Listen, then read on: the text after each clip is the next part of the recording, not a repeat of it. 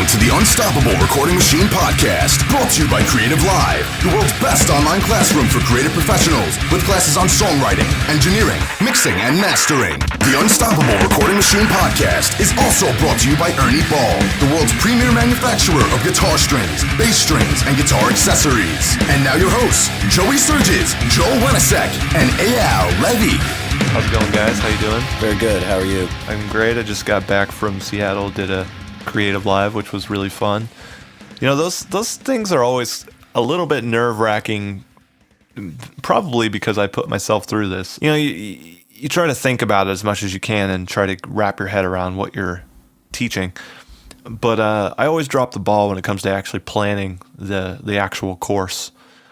And I usually end up winging it as much as they'll let me. How did you wing it this time? Well, we had some slides, right? We had like 25 slides for the whole course. Damn, that's nothing. I know, that's nothing. And I ended up using like maybe 50% of the slides. Because you had so much info that you didn't get to them? I think it just had so much content to share with people. Like when I would present an idea, it would take me a while to kind of explain everything about that idea. Like, for example, guitars. A lot of people don't really know what EQ does to a guitar, and they don't know how EQ works. So not only do you have to share the different styles of mixing, because you've got replacement mixing where you're expected to build a guitar tone from scratch using a DI. Then you've got creative mixing where you're using the original guitar tone, but maybe you're also adding in your own reamp signal, or you're making your own guitar tone to go with it. And then you've got production mixing where you're just only mixing the tone that's given. So it was interesting because I had to convey that idea and then also convey the idea of EQ is notes and frequencies and harmonies and octaves and harmonics and overtones. And then how the tools work. Except for 4K. Except for 4K. That's just completely eliminated from the human hearing. Let's just modify our ears so we can't hear 4K anymore. Told you I'm going to make that iPhone app that allows you to equalize life. So yeah, like you spend a lot of time diving into just one concept, and the way that the slides were constructed, they just kind of guide me along and make sure I did things in a certain order. But I spent most of the course just winging it, man. Just literally like, here's how you do this, here's how you do that. It was still constructed. It was still structured. So what happens if you like lose your track? Do they like throw things at you to keep you, like you start going off on some tangent and they're like, follow the slides? Do they like hold up a postcard or something like that? I never really lose track of where I am, except for when they toss it to the host and he's signing out, and you're like zoning out at that point because you're like, oh, I'm done. All right, I'm just going to sit here and zone out for a second. And then all of a sudden he'll be like, what are we going to talk about next? And then they point the camera at you and you're like, oh shit. Next, we're talking about compressors. Yeah. See, that scares the shit out of me. I've always had way too many slides at every Creative Live I've done. Like, I think on my drum one, I had 180 slides or something like that. Fuck. Yeah. That's a lot. I do an insane amount of prep because my biggest fear is winging it. I mean, I know I could sit there and talk for a long time, but it just... You worry about the outcome. Yeah, I just, like, the lead up to that Creative Live session would be so nerve-wracking for me that I might die from stress. So I like to... Hear that? I like to have as much preparation as possible so that I can have as much peace of mind going into it as possible, because it really is a nerve-wracking experience anyways, no matter how much you prepare. Here's the thing. Now that you've revealed your supervillain vulnerability, now if you piss off anybody at Creative Live, they know how to defeat you. Oh, by hiding my slides? Yeah, that's it. Like, you want to kill AL? Now you know how. Hide his slides. Well, I think I could probably get by with less slides. I've done it before. It's just not as good for me. Yeah, I just prefer to kind of try and feel... I'll do a segment, maybe I'll say a paragraph, and then I'll feel one way about that, and then that allows me to kind of like guide the course. Maybe it ends up going in a direction that's a little bit different than how I originally thought of it, but based on everything that happened, I can kind of steer it in the correct way. Also, I kind of try and vibe out the questions and try to feel, you know, is the audience like totally lost, or are they with me, you know, and kind of take it from there. we didn't spend a whole ton of time on guitar at this Creative Live because it was about mixing. But tell me if you guys agree. I feel like a mix is kind of like, it's a lot of different things, but half of it does kind of rely on the guitar tone, especially when you're talking about metal. Absolutely. Guitar and drums. I'll give you like 40%. It's very important. Yeah, I would say 40%, 40%. It's hard to assign. And the bass kind of is a part of that too, because, in the metal, bass is not always its own instrument. Depends on the band, Job for Cowboy's new CD. Lots of interesting bass shit going on in there, but then, go to like the new Attila record or something, and the bass is just that low end power. But actually, on this Faceless stuff, just bringing that up because of our guest coming up, on some of this Faceless stuff, they definitely have a lot of independent bass lines going on. But yeah, in general, I agree with you. In metal, bass is an extension of the guitar by function. And I don't think that's necessarily a bad thing always. Sometimes that's what it needs to be in order to sound best. Yeah, and I'm really interested to hear sort of the practices or techniques that our guest uses in the productions. And the guy we're talking about here is Michael Keene. So some of you might be familiar with him. He's in the band The Faceless. He also does some producing. What's a couple of bands he's worked with? He's been known to do work with Veil of Maya, Born of Osiris, Suicide Silence, and a whole host of other projects here and there. Various bands through the years. He's always had a studio since I've known him. I've known him like 5 or 6, 7 years, something like that. I also know that he does a lot of guesting work on other people's projects. So he's just one of those talented dudes that kind of is good at a lot of different things. That's awesome. So, yeah, let's bring him on. Let's start finding out some interesting stuff about bass and guitar. Cool. Let's do it. Welcome to the show, Michael. How are you doing? I'm great. How are you? Doing pretty good. We were just talking. I had not met you until a couple of years ago, South by So What, but EYAL's known you for a long time. Right. This is the first time you met Joel. I'm just curious, how long have you been playing guitar and how long have you been producing music in the studio?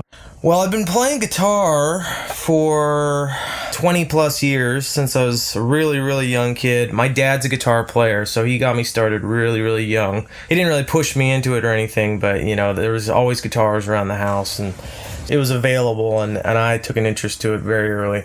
And then, same with recording. My dad's also a recording engineer. There was always the gear around for me to record stuff, and when I was about 13, that's when I started recording my own songs that I was writing, and that's kind of what got me into it. By the time I was like 16, I was already producing records for my friends' bands in high school and stuff, and then it just grew from there. How many hours a day were you spending on it when you were a kid? On production? Well, on music as a whole. Oh man, when I was in high school, there was days I would ditch school and just play guitar all day, like 10 hours, Wow. I wish I had that kind of commitment now. I definitely don't. As you get older, you kind of stop doing stuff like that. But yeah, when I was young, I was so hungry for it. I just couldn't get enough, I think that's a key thing that every young listener to this needs to take away from this, that while you're young, that's the time to bust ass on your instrument. Definitely. Because you're not going to do it when you get older. Yeah. So basically, as good as you're going to get by the age of 22 is probably as good as you're going to get. I mean, there's some exceptions to that, but by and large, you're never going to have the commitment to give it 6 to 10 hours a day. Yeah. Yeah, what happens is you get a girlfriend and then she ruins everything for you, and that's it. I'm lucky if I play 10 to 12 hours a month now. But you do this pretty much as a profession now, right? Yeah. So that's the interesting thing is how much actual prep work and dedication it takes to get to that position, and then okay, now it's just like, play for an hour or two for my show or whatever, and that's your clock in, clock out day job. Right. But yeah, like I've been playing guitar. My dad plays guitar. He's been playing guitar for, 30, 40 years or something crazy like that. And I felt like it was really helpful to know how a guitar works. Like guitars are not perfect instruments, right? Sure. So knowing how they operate and knowing what's possible with the instrument, good and bad, I think really helps out in the studio. And I think if there's anyone that's out there who's not super familiar with, if they don't know how to play guitar, I think they can struggle a bit in terms of recording it. So I'm just curious if you agree with that. Absolutely, I definitely do. And the same goes for I think all instruments really. I've also played drums since I was about 9 or 10, and I think actually certainly when I'm programming drums, or especially when I'm producing a band and I'm talking to a drummer, it absolutely helps that I actually play drums and I can sit behind the kit and I know all the idiosyncrasies of what a drummer would actually do or what they should play or what would be cool. That is absolutely beneficial to production, and the same goes for guitar. So important. Do you ever write parts for a drummer to play in real life? Like, I know you've played with some of the best drummers. Do you just let them write, or do you write for them, or somewhere in the middle of that? Usually with the Faceless, for instance, I write the drums. I have them maybe 85% where I want them to be. Like, if it's gonna be whatever, a blast beat, this kind of blast beat or that kind of blast beat, I have it there. I have it how I want it to be. I have the fills pretty much how I want them to be, more or less. And then from there, I let the drummer come in and put their own flavor on it, and we just kind of go through it part by part, and we either agree on a part, or I'll go, I don't know about that, or whatever, and we just get through it until it's done. But playing drums has definitely been beneficial to that. A lot of people don't have that luxury, unfortunately. But I actually even played some drums. Like, I played drums on our demos, and I played drums on our first record even. So I always have a hand in that kind of stuff, and it helps with making suggestions for bands I'm producing and stuff too. And not writing parts that are completely unrealistic, right? Like Dr. Octopus. Absolutely. I call them Dr. Octopus drum parts. Yeah, I know a lot of people that produce or they program drums or whatever, and you're going, like, as a drummer, you're just going, yeah, there's no way that's possible. You can't do that. Oh, I hate that. Can't hit the snare and the china and a crash and the hi-hat and a floor tom all at the same time. Right. Just doesn't work that way. Yeah. You're going to do a blast beat on the snare, but then do a tom roll while you're still blasting. Yeah. And also, aside from the Dr. Octopus effect, also I find it's really, really beneficial. This is the one thing I've noticed big time. People that don't play drums, they don't understand the dynamics of drums.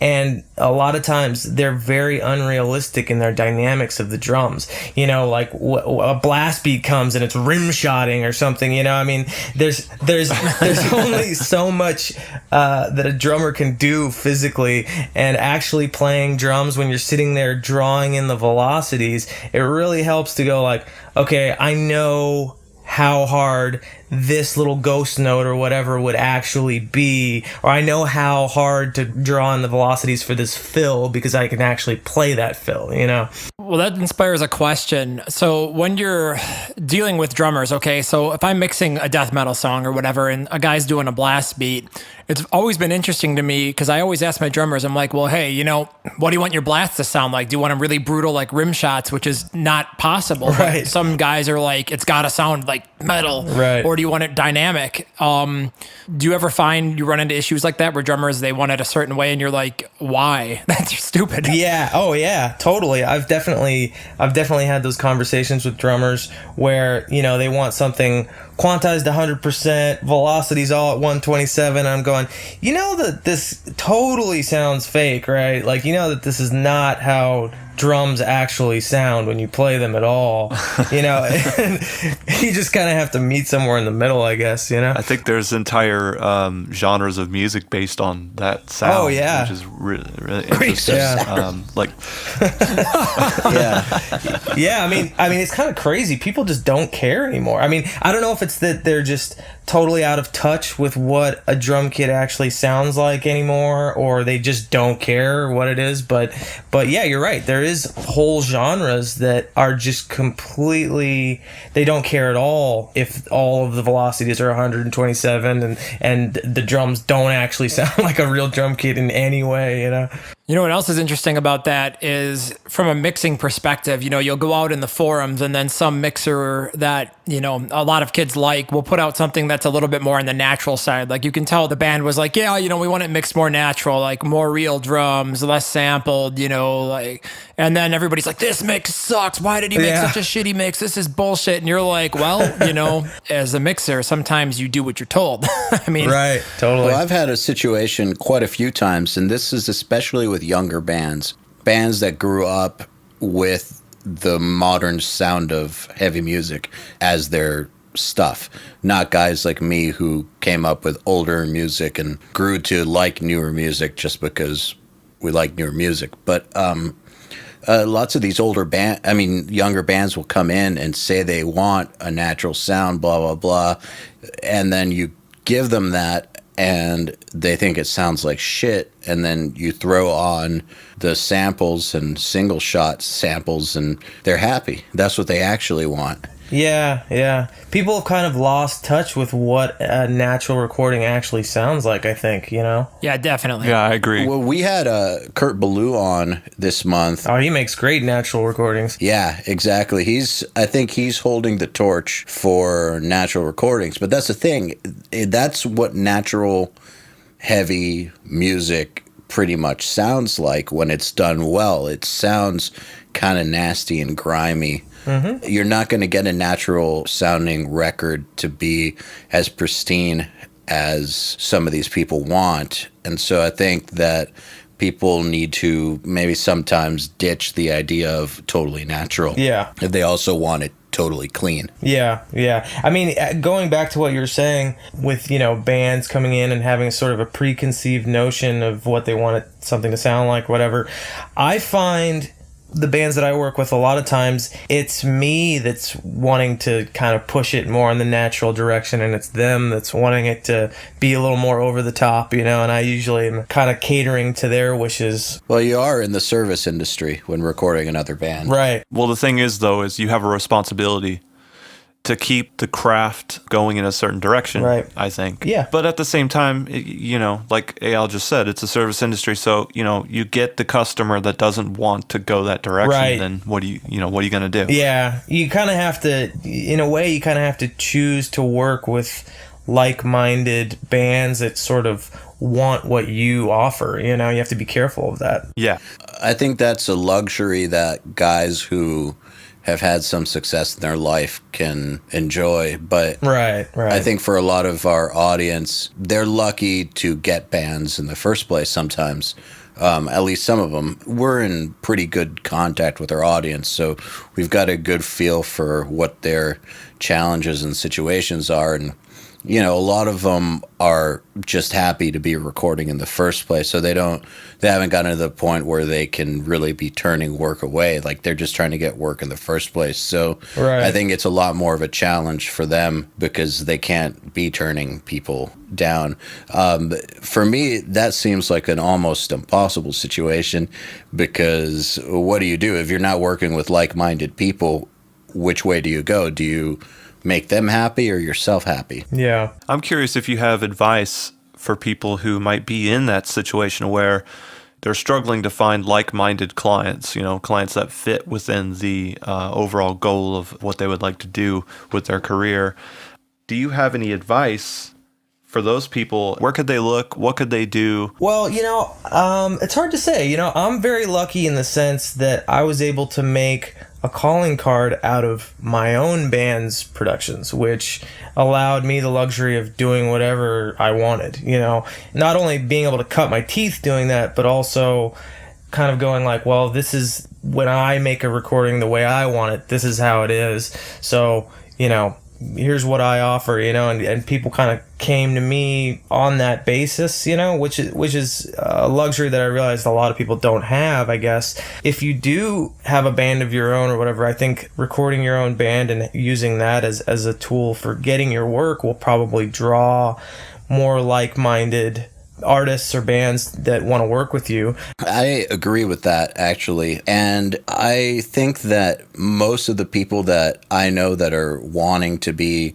professional engineers are also musicians. Yeah. It's very rare these days to have just a standalone engineer. Like, you used to have those quite often, but I feel like nowadays they're musicians / engineers.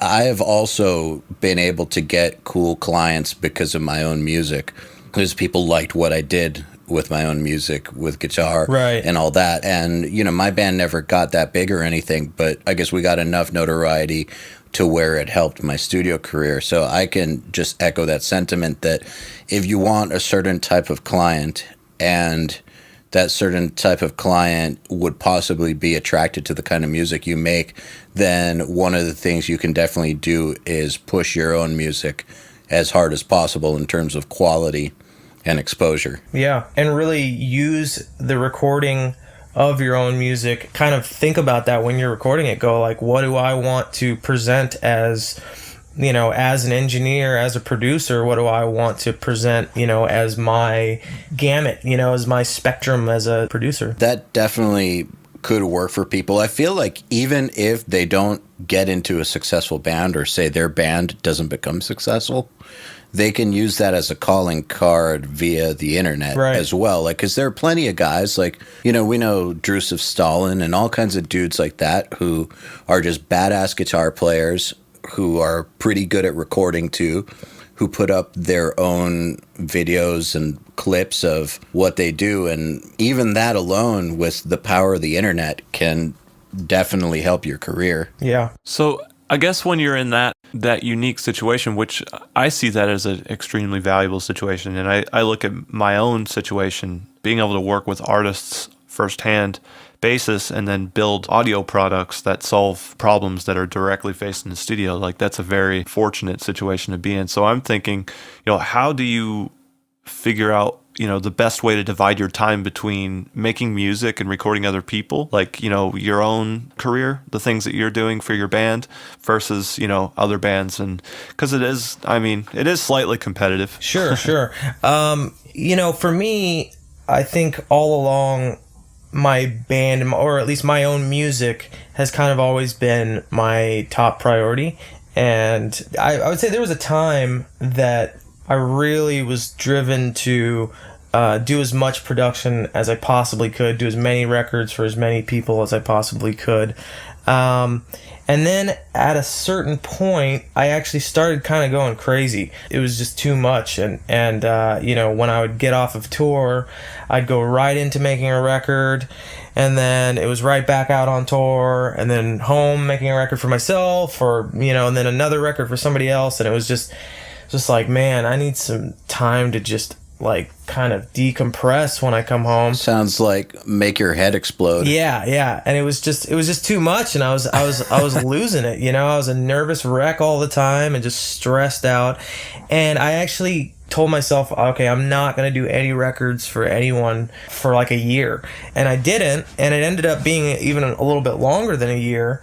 And then when I came back to it, ever since then, I've just kind of taken the approach that I only do a few records a year. That's it. I'll maybe do 1 or 2 records for other bands a year, and that's it. And then everything else is just sort of my own music, my band, that kind of stuff. And I feel like, for me, that's a good balance. Yeah, we always speak about balance on here because it is so easy to get completely encapsulated in, you know, you can record band after band after band, no days in between, like no weekends, like no holidays. And that's bad. Yeah, tell me about it. You will burn yourself out. I'll give you a perfect example. So last week I took off for 4 days, right? Plus the weekend. And every single day I came in at 8 p.m. and I worked till 2 in the morning, even though I was off all day getting up at 5 a.m. and some vacation. Well, you know, you have deadlines, and sometimes you bite off more than you can chew, and you don't realize it's going to be so much work, and then you're like, holy crap. Yeah, that was my basically 2011 through 2014. I think there was an 11-month stretch where there were no days in between bands staying in my guest room in my house. Oh, geez. Yeah, it got insane. I definitely had to pull back a little just for sanity's sake. So I totally understand that. So with these 2 records a year you do now, I bet you can approach those totally fresh and with maximum creativity and enthusiasm. Absolutely. I think it actually improved my production in a big way because I didn't have, for one thing, I wasn't a nervous wreck, and I didn't have a million things going on in my head. I could just kind of be relaxed and focus on the one record, and it just, I don't know, just everything just started kind of coming together a lot better when I started approaching it that way. I think that's a great point for people that are interested in having optimal peak performance when doing something. If you have too much shit and too many things that you're multitasking, it distracts you. But when you only focus on one thing at a time, you're usually a lot more creative and a lot more involved.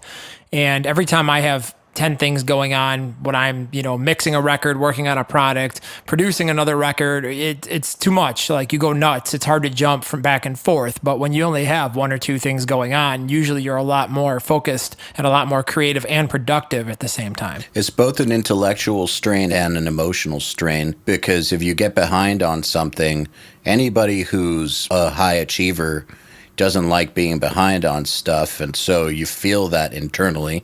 And either you feel guilty or you feel pissed, but it's never a good one. And if that piles up, those negative emotions are going to spill into the work you are doing, which will lower the quality of your work. There's no real winning scenario to overloading yourself like that. I agree. In my opinion. It's hard to do too, because when you're running a business, sometimes you're like, all right, well, I want to take everything and anything I can. So you want to keep your book to make sure you have something going on 4 to 6 months from now. And it's easy to take on too much. And like you said, all of a sudden you have no gaps, and then you're behind 2 weeks, then you're behind a month, and then everybody's freaking out and you're freaking out. And it's just a dark cyclone of terror. Yeah. And it gets harder the more successful you get. It doesn't get easier, it gets harder, because then everyone is on these time schedules with their labels and touring schedules, and you're on your own schedule, if you have a band of your own, and everything has to be done faster, and also then you're dealing with bands flying in from other places a lot more, so you don't have the luxury of days off when you're doing that. You get a band that flies in and they go, okay, well, we're going to come out for 15 days or something. Okay, we're working for 15 days straight, no days off, 12 hours a day in the studio till it's done, and that's a whole other ball of stress to deal with, Yeah. That's brutal. Well, you need breaks to be productive. Yeah, with 15 days, I would definitely be taking no days off. Yeah. God, yeah, that sounds stressful in and of itself, just having 15 days. Yeah, I mean, that's not a good example. Usually, if I was doing a record, I'd tell them, no, you need to come more than 15 days. But you know what I mean? Yeah. Those situations do pop up where a band goes, we have 15 days to do this or whatever, and sometimes you go, well, okay, let's do it, and you get yourself into these crazy situations, whatever, because it's a good opportunity or because you want to stay booked or whatever it may be, It's very hard to say no. Yeah. I have a very, very hard time with turning anything down. It's like self-inflicted pain. Like, it's going to suck, but you do it anyways. And then you keep doing it, and you're like, and then you... I think I've been through enough bad situations to where to say yes is a very heavy thing, for me. You know what I mean? Sounds like someone needs time off. Yeah, I definitely weigh it very carefully. I do too now. After the same thing, after making some monumental errors that, got me into a situation where I was hating life and just driving myself insane, I definitely learned to say no. Yeah, I think learning to say no is one of the most positive things you can do in your career. But at the same time, I think that saying no too early in your career is a career killer. Absolutely. For instance, that band that won the Battle for Sumerian last year or this year, and then turned down the deal and went public about why they didn't like the deal and just made asses out of themselves. Like, I've known bands throughout the years who get an opportunity and turn it down because they think they're smart, and then that's the only opportunity they ever got. Or producers who, get too big for their britches and turn things down they really shouldn't be turning down, and then they don't get those opportunities again. So I also think that while saying no is one of the best things you can do for the longevity of your career, you also need to be keenly aware of where you're at in your career and assess whether or not saying no is actually an intelligent move. Because I think that one thing that we all share, and that everyone who's experienced any success shares, is that there is a point in time where you do need to book yourself solid. Absolutely. And just grind it out. Just like on guitar. Yeah, you don't practice much anymore. I don't practice much anymore. Lots of dudes don't practice much anymore, but you still grinded it out when you were young. Right. So did I. Everybody does. You do have to put in the time at some point while you're coming up. Yeah. Speaking of guitars, it is Guitar Month. Maybe you want to talk about your guitar recording process, maybe? Sure, yeah. On the last Faceless record, I actually ended up using an amp sim, which is sort of uncharacteristic of me. But, I've gotten more into it lately. But generally speaking, I usually always track with an amp sim. It makes it so much easier, dealing with getting a tone or whatever, and then also with editing, obviously, it's easier to just record one DI track than to have, pull up a guitar tone and print an amp and a DI line for editing on top of it. So I usually always track with an amp sim, and then I go back and reamp after the fact, unless there's some special circumstance or something. I've got a collection of cool heads, and I used to have a lot more cabinets than I have now. I had to get rid of a lot. I used to have like almost 20 guitar cabinets. Holy crap. Yeah, it was a storage nightmare. And now I'm down to about 4, which is plenty. How many of those would you actually use, though? Oh, well, see, a lot of them were duplicates of the same thing, but, realistically, I was always pulling out the same 3 or 4, which is why I've narrowed it down to 4, What are your favorite ones, and which speakers are in them? One of my favorite cabs that I record all the time, and it's a cab that I've used live a lot as well, is it's a Randall cab, and it's loaded with Eminence 100s. Something about it, man, it just has so much headroom. It never gets nasty. It never bottoms out. It seems to work well with whatever heavy tones I throw through it. And I also have a great 212 EVH cab. I always have good luck tracking 212s. I don't know if you guys find that at all. I've done both. Something about 212s, it just kind of tightens things up, and I don't know, it just sits really well in a mix for me. There's like less low mid-range. Like I'm trying to think and compare. I have a Mesa 212 and a Mesa standard Recto 4x12 in the other room, and like the difference between those, other than the small speaker variance, is usually like a little bit of like 200-ish in that area. There's like a little bit of more like a low mid weight. Yeah, I've played around with 2x12 impulses versus 4x12 impulses, and I found even in the impulse realm, they could be tighter sounding. Yeah, absolutely. You know what? I think it's actually exaggerated in the impulse realm and with, amp sims and stuff. I think that characteristic of the tightness of the 212 really, really is evident there, and I, especially when I'm doing any kind of amp sim stuff or I'm using any sort of speaker emulation, I always seem to gravitate towards the 212 for some reason. Now, I heard you don't play with super high gain. I'm curious, do you find that that's crucial for the tight sound? There's a lot of people with the misconception out there that think, more gain's heavier guitar tone. And it's kind of the opposite, really. Right. I agree. Yeah. I think, especially if you're looking for clarity, tightness, control of your sound, all that stuff, that definitely comes through lower gain. There's a threshold with gain, you get to a certain point and it's not really going to get any heavier by adding more gain. All it's going to do is maybe it'll add sustain, which, then in turn makes it a little bit easier to play. But that usually is kind of like a sloppiness thing, if you can play it right, then back off the gain and it's going to sound a lot cleaner, a lot more controlled. I call it Guitar Center syndrome, where you walk in there and the kid's raging on like the Line 6 insane mode, and it sounds like he can shred. And then you hand him, he walks over to the Marshall and starts playing, and you just start laughing. You're like, dude, you're missing 80% of the notes. Yeah. Right. Yeah, I think that even when you add more gain to get that sustain, there's still a threshold beyond that to where all you start adding is to the signal. Yeah. Just noise, white noise. And I think with recording, though, versus live, there's definitely a point where you're trying to just make the performance presentable and get the tone to a point where you can kind of like counterbalance your ability to perform the part perfectly to just getting it presentable and having it not sound like shit. But in the studio, like, everything has to be perfect because that shit's in there recorded forever. Right. So for me, it'd be trivial to be like, well, okay, let's increase the gain because we need more sustain. No, hold the chord better, like with your hand. Right. Yeah.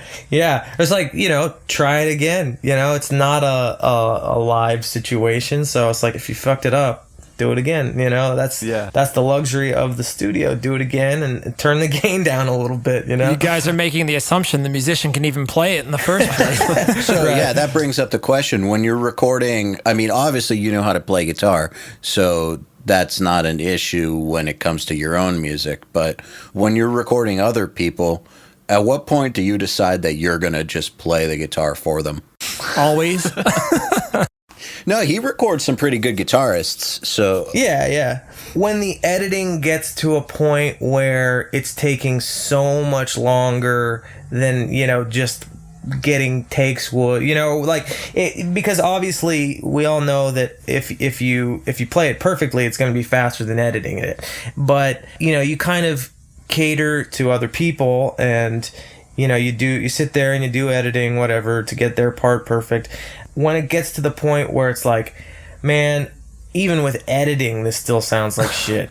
That's usually where I kind of draw the line, and I'm like, you want me to take a stab at this? Or Well, what about palm muting? Because for me, that's the one I always get absolute batshit crazy over. Oh yeah, it's pick attack for me, because the way the kids they're not picking hard enough, or they're not picking with their hand in the right position on the bridge, and they're not getting the optimal tone. And sometimes they can get away with being a crappy guitar player on the chordal stuff, but when they start chugging away and a riff with, I go nuts. I'm like, give me the damn guitar. I'll punch in all the chugs. Here you go. Get out. Totally. I get so angry with palm muting. Palm muting can be such a fine art too. You can sit there and palm mute the same thing 10 times in a row and go, okay, this one is how I wanted it to sound. And each one is different in its own way. You really have to kind of, one, you have to know what you're listening for. You have to really know what you're wanting, and then two, you have to learn how to actually achieve it. Now, if you don't play guitar, how do you actually convey that sort of thing? Because it's like, I'm a guitar player. We're all guitar players to some degree. And imagine if you just like sang, right? And then you started being a producer. How do you know what a good palm mute sounds like? I often wonder how challenging that must be. Yeah, it really must be. I don't know, man. I don't have the answer to that. I think it's sort of it goes without saying that you're gonna be a better producer if you're a musician, especially if you play the instrument you're producing. Do you guys know any heavy music producers that don't play some guitar? Like, I know Colin Richardson is not a guitarist. Yeah, I was actually gonna say Colin Richardson is the only one I can think of. That's the only one I can think of. So he just has superhuman powers. He's a statistical outlier, so he doesn't count. Yeah, he is definitely a statistical outlier. Genius. And he's also from another era where stuff wasn't recorded the way it is now. I think that's a big part of it. But I'm trying to think if any of the modern dudes that I know personally or that I know of don't play at least some guitar to some degree, and I can't think of anybody. I can't either. I've always said that to be a good producer, you need to learn as many different instruments as possible. You don't need to be a virtuoso, but enough to where you have some understanding of how they work and how to sound good on them. Otherwise, how are you going to do it? Especially for music like this, where it's highly technical and highly specific. How on earth are you going to understand it? I don't know how I would approach understanding it without playing guitar. I agree. And also the idiosyncrasies of the instruments, aside from all of that, just how a pickup's gonna interact with a guitar cabinet, or how your cymbals are gonna react with your drums when you put a mic on the drum. All those things. Like, it's actually being with the instrument and playing it gives you so much more insight into all those things. Yeah, absolutely. So let me ask you this. Do you play bass much? I do, yeah. Do you usually track the bass on records you record? It depends. I certainly have. I recorded bass on a Veil of My album, and actually, I don't know if they wanted me to say that. Too late. No. Actually, no, there was no one listed as playing bass on it. So, there was no bass player at the time. So, and, I've certainly done it. And then, of course, there's the countless times that I'm sure we've all encountered the shitty bass player that is buried live, and you have to go back and replace everything they did, or most of what they did when they leave. Oh my god. I feel like that in itself could be a podcast of stories. Well, I feel that that's the most common instrument that I end up replacing personally. Right. Absolutely. Me too. Yeah, bass beyond everything else. But I mean, you've had some really, really killer bassists in your own band. Right, I've been really lucky in that regard, yeah. When you're working with someone who's just like a shredder on bass and wants to keep things busy, how do you keep their parts musical? Yeah, how do you keep it from overtaking everything? I'm looking for an answer that's talking about mix-wise, but also arrangement-wise, because we've all heard that prog local band that has the bass player who wants to be a guitar player, right, who's sweeping constantly, and it just sounds like total shit. But on the other hand, we've got your stuff where you've had crazy bass, and it still sounds cool. Yeah, I've been pretty lucky that when I started the Faceless and like all through high school, my partner in crime was always Brandon, our bass player, and we kind of cut our musical teeth together. He's such an amazing bass player and such an amazing musician, and I always felt like we really got on a wavelength together that was really in tune. And he was never he always could play real busy, but it was always tasteful. And he wasn't trying to play guitar. He always played bass, which was really important to me. And I've played with other bass players who play busy, and I always go, that's a really cool part, but who's gonna play bass? and I kind of always go back to that. I can't tell you how many bands I've said that to. Also, I go, yeah, that's really cool, but who's gonna play bass if you're playing that? What do you mean, bro? And it's yeah, it's definitely an art in itself, coming up with musical bass parts that they can be busy, but they're bass parts. A lot of bassists want to play guitar, and they play the guitar part, or they play something that's like a lead or whatever, and it's like, you can play busy, but you still play bass. You have to, the whole concept of playing bass is you're outlining the key centers. So outline the key centers and do it busy if you want to play busy, but play bass.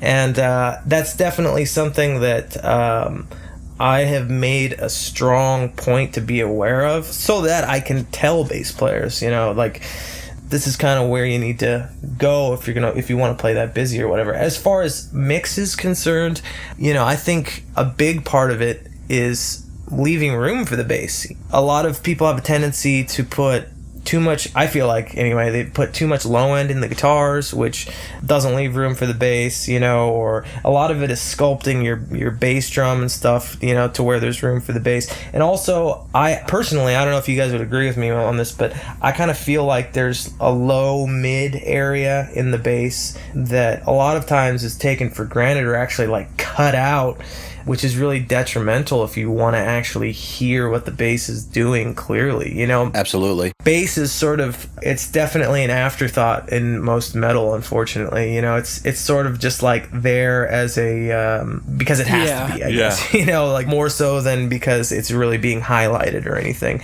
I want to make a distinction though, because I feel like there's a difference between an afterthought and something that's a lower extension of the guitars, because sometimes it makes perfect sense for the bass to play the guitar line. Sure. And just be like the sub, basically, the sub and the growl of a guitar sound. You know, like if it's a pattern part, you know, there's just tons of parts where playing the same thing as a guitar is the right musical decision. Absolutely. So I want to just make the distinction between that and bass as an afterthought, because I think bass as an afterthought is where you play the same thing as the guitar because you can't think of anything else. No, yeah, you're absolutely right. There's lots and lots of, maybe half the time even on some songs where playing what the guitar is playing is the right thing to do. Absolutely. I'm not saying that you shouldn't do that, because that's obviously the right thing to do a lot of the time. Sure. But it definitely is an instrument that it just gets the short end of the stick in this genre a lot, but I feel like it's the hidden weapon to mixes. Absolutely. Yeah, man. If you've got a killer bass tone, it can really bring a whole production to life, in a way that makes it very unique. It's always baffled me how metal, like real metal guys, make metal records with bass, because I'm a rock guy predominantly. So for me, bass is everything. Like, yeah, I'm gonna name drop Nickelback, so everybody plug their ears and pretend I didn't say that. But imagine a Nickelback record without bass. Like, there's literally 60% of the mix, like all of the balls, all of the punch, everything comes from that low end. Or a Breaking Benjamin, or it's all about bass. So it's like sometimes when I hear metal records, I'm like, dude, it sounds really wimpy and thin. Yeah, I agree, man. I agree totally. Going back to what we were talking about, busy bass parts in metal, another thing that I've had to, talk to bassists about is when you play real busy on bass, it's inherently going to get lost easier in the mix. When you simplify your bass parts, they're going to stand out more. I mean, if you actually think about it on like a frequential level, when you're dealing with frequencies that are so much lower, they're moving slower. So it actually takes more time to get to your ears than the other things. And because of that, if you're playing like double the speed, it's just going to get lost. Let me ask you a question based off that, because I'm thinking about things like breakdowns, right? Where you have like 16th or 32nd notes where you got like a brrr, like a burst. Usually I'll tell the bass player to play eighth notes there, because if the kick pattern goes brrr and the bass player goes da da da, it only plays 3 notes instead of 5 or whatever, whatever it is. Usually I feel like it sounds like the bass, even though the bass part is playing half of the hits. It sounds like... I do the exact same thing. I do the exact same thing as well. Same here. Well, I'm glad that we all agree, because that's something I've always done. I'm like, man, when the bass plays along with it, it just sounds like muddy, but, because you lose that low end movement. So I take it a step further, because the way my bass tracks are set up, it's 2 tracks. So there's 1 track for all the low end and 1 track for all the mid-range and the high end. The low track will sometimes be a little different than the high track. I do that too. Yeah. The high track might play all of those hits, the hits, but the low end just maybe plays a single note or 2 notes or whatever to just make that, because when the bass note starts and ends, you might have an envelope. So more envelopes mean less bass, right? So it all depends on, what you're trying to capture. I do that as well, because in some mixes, I find that the top end of the bass, or I distort it with a Sans amp or whatever, or just kind of want that growl to come through, I need that to be playing along with the kick, or it'll sound incomplete if it doesn't. So I do have that part of it play the pattern, but then if you do that for the low end, you run into that same problem that you guys were talking about, that it sounds like mud and there ends up being less low end. So actually I've done that exact same thing. It's a great way to achieve the goal. Yeah. It's always interesting when, you talk about stuff like this and certain techniques. You're like, you come up with some technique and then you don't know if anybody else does it. Then you find out everybody else is doing it and everybody came to it organically. Yeah. Yeah, I've never heard anyone else talk about that. I thought I was the only one who did that and that it was wrong. Cat's out of the bag now. It'll be all over all the forums.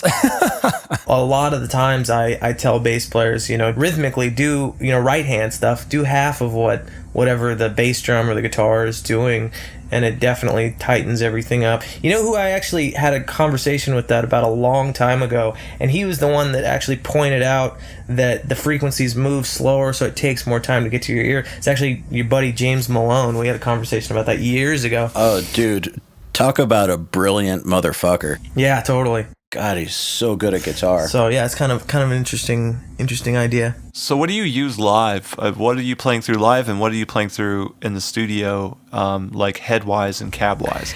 Get a load of this. Actually, the last, I guess, almost 2 years now, so many bands we're all using computers in our setup now to run click tracks and backing tracks and stuff, right? So I kind of took it to the next level, and some bands, they even have MIDI running to change the channels on their amps or whatever, and whatever else, light shows, whatever. And so I kind of decided to take it to the next level. I had used amp sims on our most recent record, and so I took all the sounds that I had made for the record, all the different patches, and I loaded them into the sessions that I was running for our backing tracks and our click and everything. And I sequenced everything out so that I wouldn't have to hit any pedals, wouldn't have to do any changes or anything. I was actually using Waves GTR. I don't know. I have all the the major ones, Revolver, all the stuff, whatever. But for whatever reason, I keep going back to GTR. I just really like it. It just sounds good for me. It's interesting that you bring that up, because we asked in our subscribers only forum if they have any questions for you, and so we have some questions here from our crowd, and a few of them asked why you use Waves GTR. One guy said, why Waves GTR? I think it's a pretty cool plugin, but would personally never rely on it during live shows. Another person, Terry Thornton, said, Waves GTR, I really enjoyed the guitar tone on the last album. I have that amp sim, and it's actually pretty cool, but I haven't really been able to get that sound out of it. What's interesting is I've talked to quite a few people that say that, and I don't really have a solid answer for them. I've actually talked to some guitar players that are in touring bands that they said, hey, what's the deal with GTR, man? I'm trying to get a tone pulled up, but I can't seem to get it sounding the way that you got it sounding. And I'll actually send them, I sent a couple friends a preset, and when they pulled it up, they went, oh wow, that sounds way different than what I was doing. I think a big part of it is using the big boy one with the two heads and everything, because I combine two sounds on top of each other. I think that's a big part of it. And going through all the different cabs, like also, turning off the cab and putting your own impulse responses actually can really make it sound awesome as well. So that's another thing I would say try. But I don't know, man, for whatever reason, I just got some sounds out of it that I really liked. And I'm sure we all know this, and we all have, told people this a million times, obviously, but there's no right or wrong. It's just, you find things that you like, and you just start gravitating towards them, and we all have our things that we just use consistently because that you can work with them well, and they work well for you, and for whatever reason, I just got some good tones out of GTR I liked, and I used them for the record. Once I used them for the record, I figured, well, if I'm going to do this live, I'm going to use the exact same sounds from the record, so it sounds exactly the same. And, all I did was I just dialed a little bit of the high end off so that it would translate to live a little bit better, and just dropped all my presets right into the session, and it worked out really well. It's cool. I totally understand what you're saying, because I feel the same way about Line 6 products. I've used them for ages, and even when everybody thought they sucked, I always managed to get really good results with them. Yeah. Meshuggah used to use them and get great results with them, and that was always what I would say to people was, look, if they use it and sound great, I'm getting great results with it. It's not the gear, it's the brain using the gear. And I'm not saying I'm great or anything. I'm just saying that for some reason I figured out how to make it work for me. And it may not work for everyone, but I don't think that there's anything wrong with the particular gear. It's just whatever you make work for you. I don't know of any actual amp sims. Well, I know a couple that suck, but I don't think that too many of them that are out there suck so bad. I think it's just a preference thing, like which one is going to work best for you. Talking about Line 6, I've heard records that I've listened to them and gone, man, this sounds really good. And then somebody goes, yeah, they did this on a pod. And I'm like, really? A pod? Wow. And you would never guess. It's just like you said, it's the person working it. It's not the gear.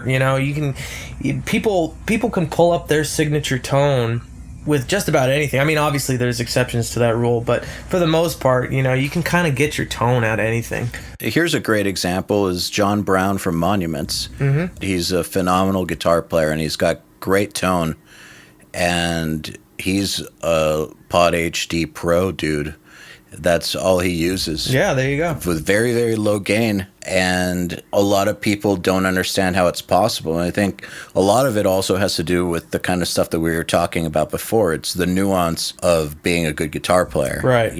If you got your hands right, you can pretty much use any piece of gear. Yeah, totally. I agree. Hey, I love Waves GTR. I think it's actually not terrible.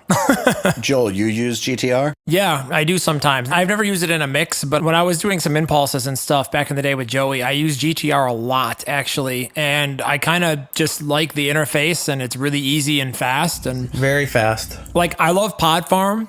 I hate to say it because I'm one of those tube amp dickhead purist guys, but I really do like Pod Farm. I've used it a ton, but I hate the interface of it. Like, the interface really irritates me. I really like the interface of GTR. Yeah. It's just simple. I don't know. Maybe it's a workflow thing. I've actually used it too, and Jay Rustin likes Waves GTR as well. So, and he's pretty great. To answer the question of why Waves GTR in the simplest way possible, most of the other amp sim stuff that I pull up, sometimes I'll sit there and I'll mess with settings for 45 minutes or something, and I completely lose touch with whether it even sounds good. I'll go, does this even sound good? I don't know. I've my ears are fatigued. I step back and come back to it. I'm like, no, I'm way off base with this. For whatever reason, I could just pull up GTR and in like 5 minutes have a cool tone, and I'm ready to go. That's how I feel about Axe Effects. It's like so many parameters. Yep. You can sit there for hours and make it different, but not necessarily make it better. I agree. And after 90 minutes, you're like, wow, yeah, that definitely sounds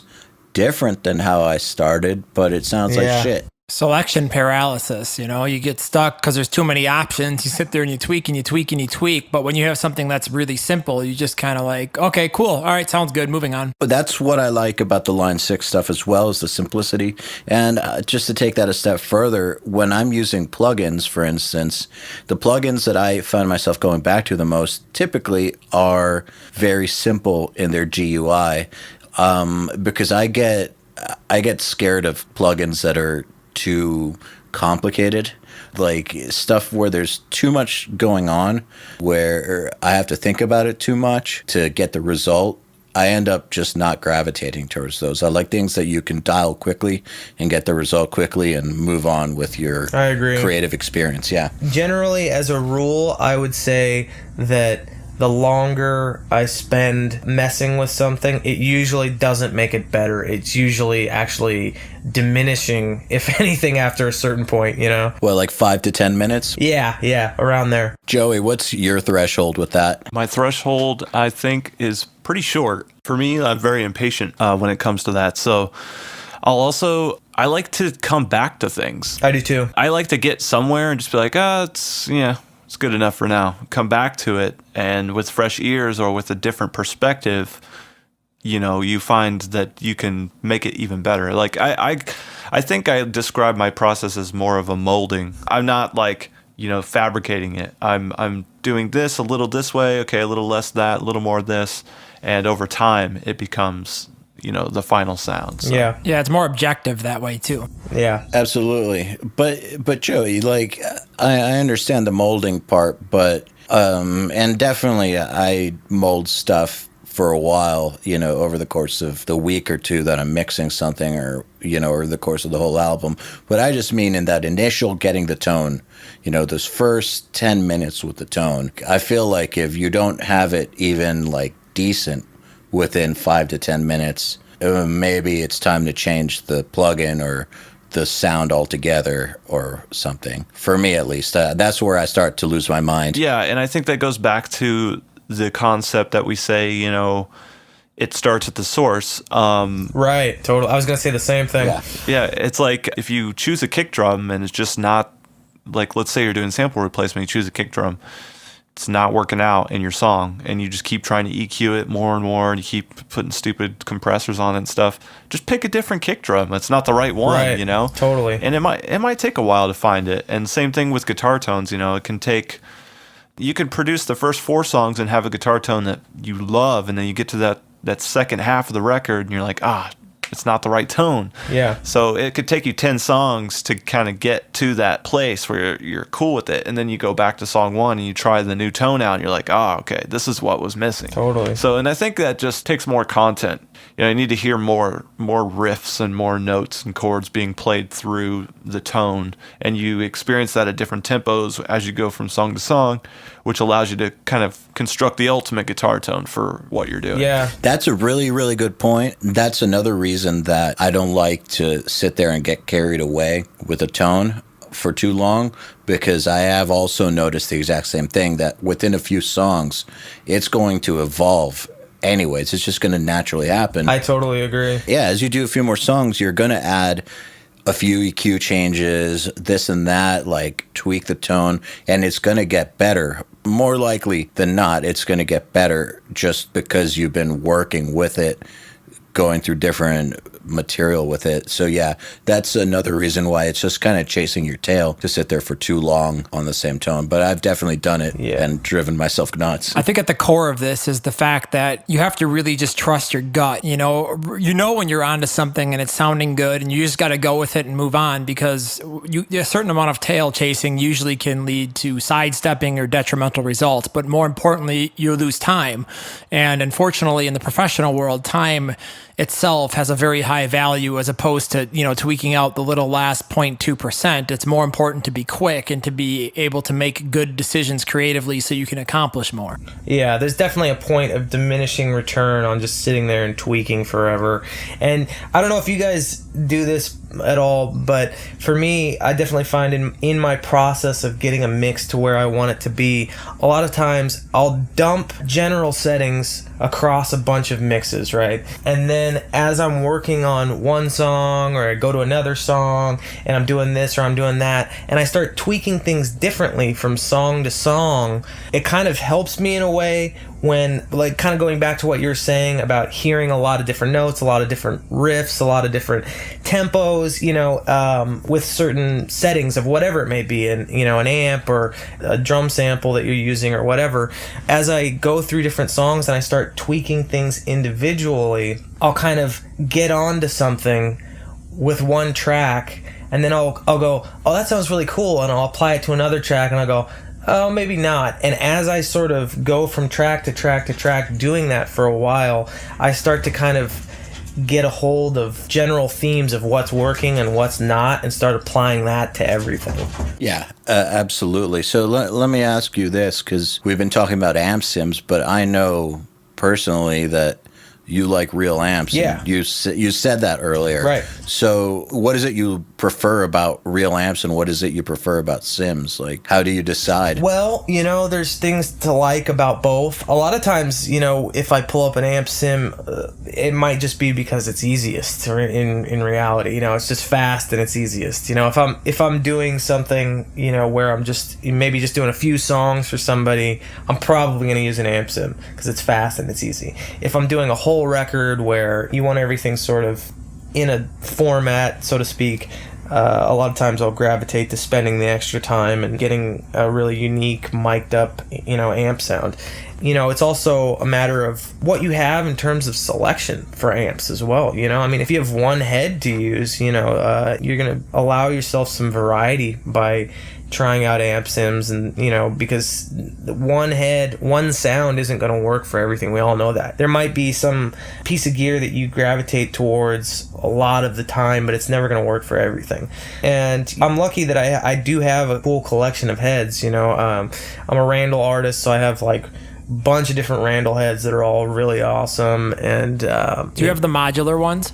I used to. I actually got rid of it a while back, but I used to have it, and I used to have a bunch of modules for it. And it was cool, but it actually wasn't my favorite Randall head of all the ones I had. I'll echo that because in Florida, I've had experience with the modular ones and never quite felt as strongly about it as some of the other models, for sure. Yeah.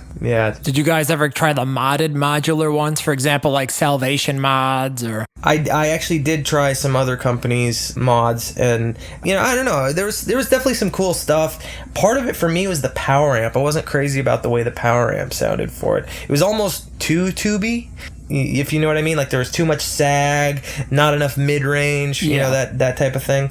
Just for my taste, a lot of people that works for them, whatever. But I like the really fast attack, and I like a lot of mid-range, so it wasn't quite what I was looking for, I guess. But I kind of always gravitate towards the more Marshall kind of sound, the more mid-rangey, real growly, fast attack. And I have like a EVH 5153, and love that thing. Yeah, it's great. Oh, that's a great head. Yeah, it's especially for leads. I really love it for leads. It's awesome. So I have some cool stuff to choose from. I'll try different things, and obviously you kind of know after you've used your gear for a while what might work best for something, so I'll pull up whatever feels right. And a lot of it too is what mics you're using, and obviously it doesn't affect it as much, but even your preamp choice or mic pre choices, all that stuff. What kind of mics and pre's are your favorites? For miking a guitar, a lot of times it's kind of an experiment for me, and sometimes I'll actually throw up like 6 mics on a cab, all close mic'd, and I'll kind of just run through all of them and move them all until I decide what I like. But I have definitely kind of gone back to the few that I always seem to narrow it down to and like. It always kind of seems to be mainly there's 3 mics.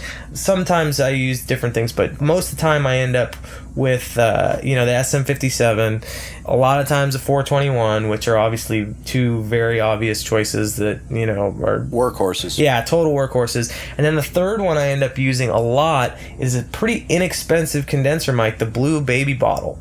But for whatever reason, it sounds great on guitar cabs. It sounds good close. Yeah, right up on it. It has a really, really high SPL, and it's like 128 or something, and it sounds great. Like it's got a ton of mid-range that a 57 and a 421 don't have. It's got this sort of dark, really strong mid-range, and when you combine it with the 57 and the 421, for me, I don't know about you guys, I really don't like putting EQ on distorted guitar tracks. I feel like it sounds super colored the second you put an EQ on your guitar tracks. So I try and get them right going in, so I don't have to add it. I definitely don't want to add anything, that's for sure.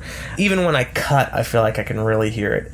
So I kind of take those 3 microphones and I kind of almost use them as like a low, mid, and high EQ in a way, because you can get the lows from the 421, the mids from the Baby Bottle, and the highs from the 57, and just sort of finesse those 3 mics, if I need more high or more low or whatever, I have definitely had kicks, and I know that some guys that I've worked with have also had kicks where it's like, if you need any EQ on these guitars, the guitars suck. Yep. And I mean, these are on records that have been released that people like the tone on, so I stand by it, but I can't say that I've always liked that. Sometimes I find myself having to EQ guitars with great extremity, basically, to get them to sound good.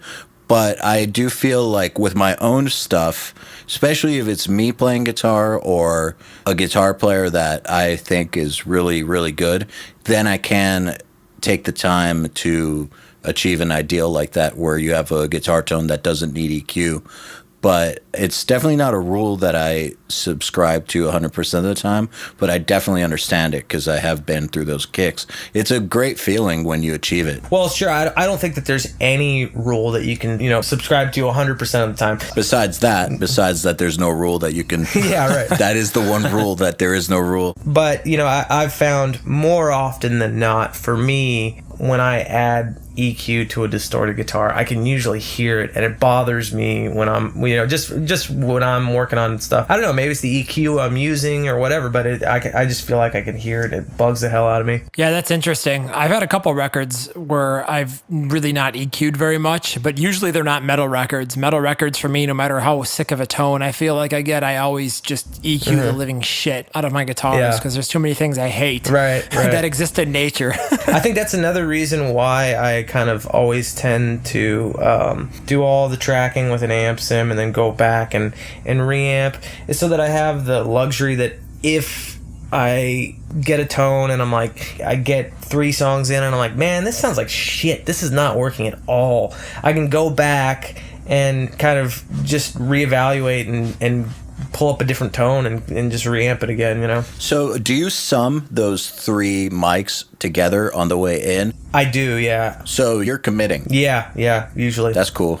We advocate committing to tones quite a bit. Is that part of your methodology when recording, committing to tones early and running with them? I mean, you definitely did just say that you like to have the safety net of being able to reamp, which is just smart. But do you like to commit? I do, yeah. But yeah, I like to have those safety nets as well. In case, there's this situation where I just hate something, I can go back and change it. I always allow myself those safety nets when I can. Speaking of that, I've noticed that you've started to add more and more orchestration and things like that. Is that something that you do, or do you hire that out? I do it, yeah. It's something that I have a really, really good time doing, man. That's like probably my favorite thing, man, is doing big arrangements. It's so fun just sitting there for, however long. I could sit there for hours just adding string arrangements and adding all kinds of industrial post-apocalyptic, bullshit into songs. It's just so much fun. And it sounds really good, so you're doing a great job of it, and that's rare. Thank you. Most people absolutely fucking suck at it. But so when you're working with that kind of stuff, do you find that you need to commit with that, or do you leave your virtual instruments on throughout the mix? Like, how do you have a super complex metal mix with all that extra stuff on there and not kill your CPU? I do is the answer, I guess. I just do kill my CPU. I don't usually commit. Well, a lot of times what I'll do is I'll work with, all the stuff actually running, all the instruments actually running, until it's like, okay, things are starting to run pretty squirrely here. Let's take some of the more draining stuff out or whatever. And, obviously, you leave the MIDI tracks and stuff so that in the event that you do want to change something, you can pull it up and redo it or whatever. But yeah, then it's not until I start seeing the effects on the CPU that I'll print stuff. A lot of times when I actually bounce a mix, the final mix still has the instruments running. I don't even print them then, You must have a pretty powerful computer. Yeah, it's powerful. It's not anything like, crazy or anything, but it's definitely, it's a good computer. Do you have any tricks for getting that stuff to work in a mix, or is it more about arrangement or a mixing thing? Like, how do you get it to work? Because I know that that's one of the toughest things in mixing metal is getting strings to work. And it's really hard to find that balance where it's either totally burying everything or it's completely buried, and it's really hard to get it to pop out. I find that, EQing can obviously help a lot, and, what mastering tools you're using can help a lot and stuff, and assuming you are mastering. I think you're right. I think a lot of it is the arrangement itself. A lot of times, for me, I'll have some really cool idea, maybe a string arrangement or maybe something really bombastic, a really big sort of percussive thing or something, and I'll drop it into a sound, and it is sort of burying everything, and I have to make a decision in terms of the arrangement and go, well, you know what, as far as the mix is concerned, this isn't working. And you can either sit there and you can carve stuff out in the EQ, which sometimes I'll do, or I'll just go, I just need to cut this because it's too much here, in terms of the mix, it's too much. Yeah, that makes sense. I feel like if the arrangement isn't good when it comes to adding orchestra or keyboard sounds synth sounds that full range, full spectrum. If the arrangement's not solid, it's going to sound like garbage. Yeah. And I've also kind of learned to write for the arrangements that I eventually am kind of envisioning, as I'm coming up with a guitar part, a lot of times I'm hearing the strings and all that stuff before I even finish the guitar part, and I kind of will write my guitar parts, or I'll write the songs with more open parts that breathe a little bit more for those sections, so I can sit there for, an hour just adding layer after layer after layer because it's fun, I've always thought that EQing and arrangement are kind of the same. They require the same mentality in that EQing is all about highlighting what's good and leaving space for what's good in other instruments. And I feel like arrangement is the exact same thing, is highlighting what's good while leaving space for what's good in all the other instruments.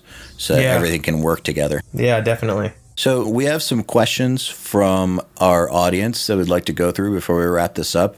You got time for a few questions? Yeah, totally. Cool. So we'll start with one from AJ Viana, which is, how do you keep yourself from going Office Space if a particular riff or section of a song is giving you a really hard time? I don't. Sometimes I do go Office Space. I guess that's just something that comes with time, really. I don't know. I mean, I think the simple answer is stepping away from stuff. For me, it's like Joey was saying, I'll toy with something for a while, and I try not to sit there and, maybe mess with a riff or whatever, anything. I try not to mess with anything until it makes me crazy. Once it starts making me crazy, it's time to step away. And, I'll come back to it in, a few hours and the next day and work on something else, and come back to it. Sounds reasonable. Well, Sean O'Shaughnessy is wondering, does your writing process involve recording the song as you write it for demo purposes, or do you normally write the song and then record it? I usually sit at my computer. I usually will have some sort of, riff that I've noodled out, and then from there I will sit at my computer with my guitar. I actually usually practice guitar sitting in front of my computer, and I do it half because it's easy to just plug into my console and pull up GTR or something and just sit there and noodle, and half because as I come up with cool ideas, I like to record them. And, I'll just continually do that. I just keep recording ideas until I have a substantial chunk of something, and then I'll start kind of looking at it with some perspective and kind of trying to come up with, more parts for it or whatever. But yeah, for me, I think recording is sort of integral to my songwriting process now. Yeah, that makes sense. I don't understand how you could possibly write super complex music that's modern as well without recording it at the same time. Too much going on. Like, music has gotten way complicated. Yeah, I don't know how I ever did. Pencil and paper. Well, yeah, there's that too. But pencil and paper. You got to score it out. Like I don't know how I like, when I think about it now, I don't know how I did that, before. I used to score things out before I had recording technology. Yeah. I would record it on a 4-track cassette recorder, and then I would literally score the shit out. It took so long. Yeah. I'm really glad that I went through that. Me too, man. Big time. Yeah, there's definitely something to be said for doing it the old school way. It, like, I don't know, puts hair on your chest or something as a musician. Totally. Yeah. I think that there's definitely values to all that stuff that a lot of people will never know about. They'll never understand it because, I mean, for me, I don't know about you guys. For me, like I said, my dad was a recording engineer, and when my first recording rigs were hand-me-downs of his stuff that he didn't use anymore. And when I was like 13, I think, I got a Fostex E16 reel-to-reel machine with a 16-track console, and I had 2 hardware compressors and like a hardware multi-effects unit, and that's what I was making my first demos of my first songs on. And I'm really glad that I learned to record that way and to write music that way. It definitely has values that I think to some degree have been lost. Yeah, I feel like the new technology is phenomenal when Of used course. properly, but when you're learning, it can be a total crutch. So, Mr. James Alexander Boyd is wondering, do you take a similar approach to tracking guitar as Joey and many others, i.e., comping multiple takes, punching in for single eighth notes or 16th notes, etc.? I got to ask you on top of that question too. Have you ever sat down and recorded a guitar part one note at a time and then construct it all together in the computer? Because I definitely have. To some degree, I have. I wouldn't say I've put together a whole riff one note at a time, but I've definitely to answer his question. Yes, I do that, and a lot of the times it's for the sake of writing. It's kind of like what you're talking about. With the pencil and paper, sitting there and writing out the music or whatever. It's sort of a trial and error process. A lot of times, I'll actually record a big chunk of something, and then I'll go, oh, you know what? These two notes are a little behind. Let me punch in those two notes, or let me drop in those two notes, and then I'll do that, and then I'll go, you know what? This might be cool with this note instead. And rather than redoing the whole thing, you just drop in that note and try it out, and then before you know it, maybe like, a third or half the notes have been changed, That's awesome. So it's not to make up for a lack of being able to play something that you are capable of writing but aren't capable of playing. It's more of a creative tool to help you write the song in the way that you want to write it, or make the part sound in the way you want to make it sound. Generally, yeah. I mean, of course, I'm not sitting here saying that I'm some like badass and like, I can play like everything that I record the way I record it, like first try or whatever. I generally try to only put things in my music that I'm capable of playing, obviously, that's actually something I would just like to take a second to say is very important, people. Like, I think we need to get back to that to some degree. There's a responsibility. Yeah. Like, there's bands that are just getting ridiculous with this shit. Putting shit in their songs is like, come on, you can't play that. Yeah. So that's all right, because we get to be the cross-armed dickhead guitar player in the front row when you go see him live. Then you just look and shake your head when he screws up, and then the guy feels the heat and he keeps messing up. But yeah, of course, to some degree, of course, there's parts where, it's like, well, I'm not going to put something into a song that's like so absurd that I can't even come close to playing it.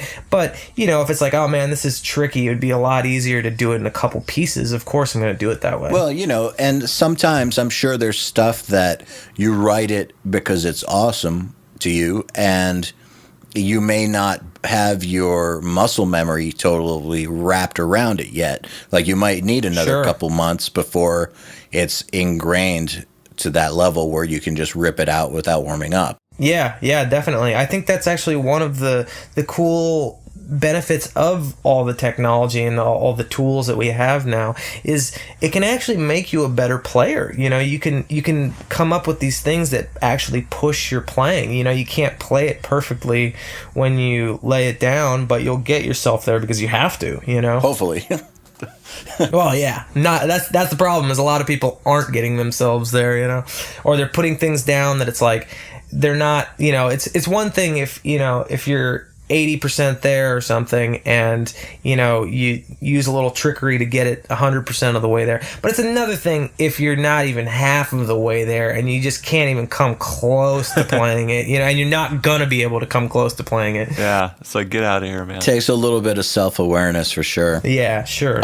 So that brings up this question by Finn McKenty. And hello, Finn. We love you. This is part of it's a statement, part of it's a question, but he says, tracking, so you need to do minimal editing, which is maybe just how to play guitar, but the idea being, how do you get a sick tone without recording one note at a time? So I guess he means like how getting more performance-oriented takes that still sound cool. I kind of feel like it's the reverse of that. I feel like that is the way to get it to sound cool. I feel like when you piece something together, it doesn't really have the nuances of playing guitar, I think, try to compare it to something else, like, let's say, maybe just cooking, for example. if let's say you're creating a complicated dish, and your question translated into cooking is, how do I create this complicated dish without waiting for this thing to marinate for 2 hours and without having to chill this for 40 minutes? Yeah. Like that. Well, that's part of the process. Yeah. Or you could kind of look at it like, how do you get this to taste good without putting the ingredients in and then tasting them? It's like throwing everything in and just hoping that it sounds right. It's like, I feel like there's just natural tendencies when you play something on the guitar that aren't going to be there if you do it one note at a time. So generally speaking, I try to play something, and then if it needs, this note or that note fixed, you go in and you do that, but it's going to get the personality of the part, and make it sound like a guitar part by actually playing it. That makes perfect sense. I agree with that too. It's like, how do you make it sound sick without playing it one note at a time? Well, just play it right. And if you can't, then maybe it has to be constructed. I think as long as people are being responsible and they're doing it in a creative way and they're not doing it to make up for a lack of talent, then I think it's completely warranted because it's being creative and we're using our tools in new ways, and people are starting to open up their minds to, accepting those forms of art, I suppose. I agree. Well, there's a way to do it and there's a way not to do it, in my opinion. Like, yeah, I mean, a person that paints paintings with a brush and classic old oil paints or whatever the hell, versus somebody who builds a robot, spends 6 months building a robot that throws an egg at a piece of canvas. Those two are going to have completely different outlooks on art. Absolutely. That's a great way to put it. Robot egg canvas. Here's a question from James Zahn. One problem that happens to me every time is that I get this killer guitar tone, and what's in the mix, it's all drowned out by the other instruments. So my question is, do you get your guitar tone while having other instruments going on, or do you commit to the tone and mix the other instruments based on the guitar tone? Usually I find that the guitar tone is sort of the basis of my mixes. That's kind of where I start. Generally, I mean, when I'm working on my own music, for instance, when I start out working on a demo of something, that kind of generally ends up being the same skeletal concepts in the final version. And usually for me, it's drums and guitar that, kind of lay that foundation. And it's kind of building a guitar tone that fits around the kick and snare primarily, and of course the cymbals, because of the high end sort of has to blend with the cymbals. But I guess to answer the question, what I do, like I said, I work with the amp sim first, so I kind of get a tone that is working for me, and then I'll go back and I'll reamp stuff later. So and sometimes if I have an amp sim tone that I like, I'll actually stay with that. But I guess to answer the question in the simplest way, I do generally go back and sort of do the guitar tones to fit for the mix and for the song. And I don't know about you guys, I don't usually find that it's my guitar tones that are getting drowned out. If anything, I usually find that they're like too dominant and I have to kind of back them off. Yeah, I actually found the same thing. It's usually they end up swallowing the drums. Yeah, same here. And I find that I have to then do things to the drums to get them to poke through the guitars. That's more my issue. Yeah. I think maybe part of the issue you may be having that I find with a lot of people, that when their guitar tones aren't cutting through, it's usually kind of a lack of mid-range, it seems like. Yeah, I would agree with that. Or maybe it's down to the playing. Yeah, that could be it too. Maybe he's not picking hard enough. Maybe his left hand isn't like pronounced enough with the vibrato or whatever. I'm sure you've recorded guys where their hands aren't there, and so no matter what you do on the settings of the amp or the amp sim, there's going to be not enough note information coming through that tone to where it can stand out. Yeah, definitely. Okay, so do you ever use multiple amps, and how do you decide that you're going to be blending tones together? Like, what about a tone makes you say, I could use another amp on this? Generally speaking, I try and go with the simplest thing possible, and I'll build from there. If the simplest thing possible isn't working, then I'll add to that as needed. But generally speaking, I start with whatever's easiest. If the amp sim sounds great, I leave the amp sim. I'm done. If I need to reamp, I reamp. And if one head sounds awesome with one microphone, then I'm done. If it needs more microphones, I add more microphones. If it needs, if it's lacking some quality that I'm looking for, or, whatever, it's got something that I like about it, but it needs something else, that's when I will explore adding another head, adding another cab, and throwing more mics up and trying blending. Generally speaking, how often do I blend numerous amps together in terms of miking live amps? I would say maybe, I don't know, less than 20% of the time. But, sometimes that's what it needs. And that's, I've definitely done it. One way that you can get a better grasp on knowing when to utilize some sort of technique is knowing more about the results that come from those techniques. And I think if you spend more time experimenting, a lot of people will go into the studio because they have to. It's like, we have a song to record, so let's go to the studio and record it. But what about going to the studio to experiment? That's something I used to do when I started out. Always just hanging out in the studio, trying dumb stuff for no reason. Just, I wonder what it would be like if you, I don't know, put a microphone over here for some reason. Yeah. Just what does that sound like? And the more you try things, I think you start to build an inner understanding of like, oh, okay, that's what 2 amps sounds like, or that's kind of the vibe you get from 2 amps. And then, one day you'll be working on a song and, you're not able to figure out what you need. A light will go off in your head. Oh, I remember when I hooked up 2 amps before. I got this cool sound. Let's try that. Yeah. Basically, it would be crafting your musical instincts. And I feel like that's very, very important because there's plenty of stuff that you might read about people doing.